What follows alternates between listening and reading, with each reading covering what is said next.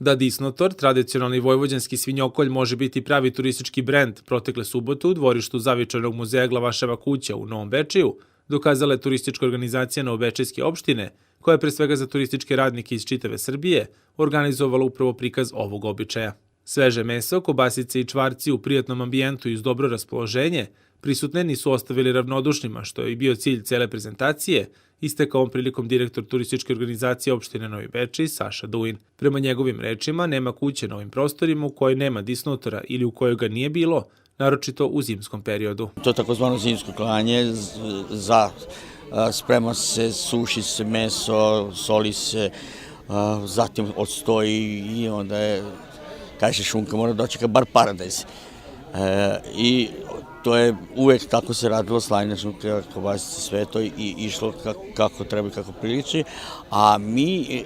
pokušavamo samo da od ovog napravimo turistički brend u smislu da ne bude kao što nama, to je nama uobičajeno i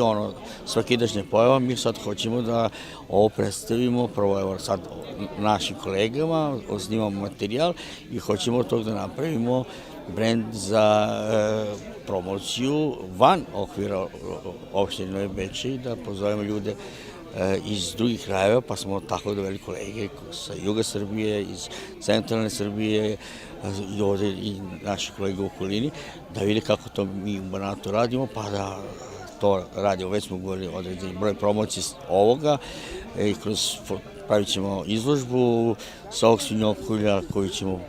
posle nositi, pošto glupo je da baš u svakom gradu pravimo svinjokolj na trgu ili tako nešto slično, ali fotografije mogu da obiđu tokom zimskog perioda i da na taj način se najbolje predstavimo našim budućim turistima za ovde. Dvorište Glavaševe kuće primereno je mesto za održavanje ovakve prezentacije jer predstavlja tipičan primer građanske kuće u kojoj se između ostalog i svake zime vršio disnotor. Upravo je to jedan od načina da se od zaborava sačuvaju lokalni običaji, zaključio je Duin.